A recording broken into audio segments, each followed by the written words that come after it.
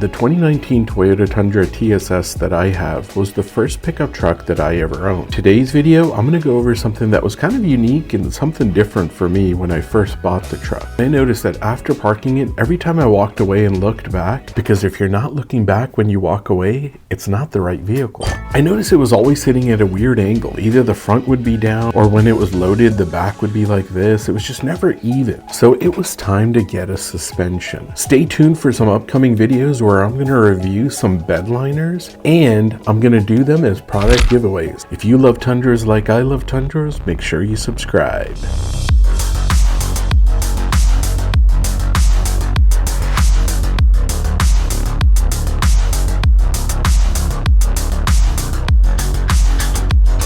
Been getting a lot of questions about the lift kit on this truck. It's a ReadyLift 4-2 kit.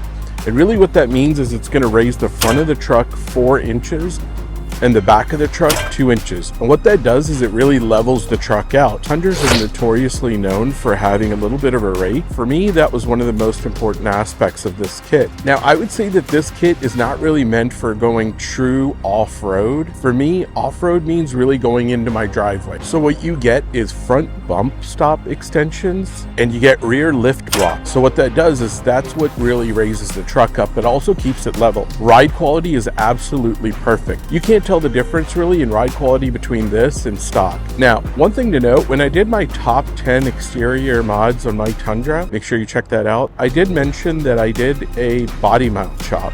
And the reason I really did that was because I wanted to go with a 0 offset wheel. And I'll show you what that looks like, and I'll also show you what the body mount chop ended up looking like. I think it looks perfect.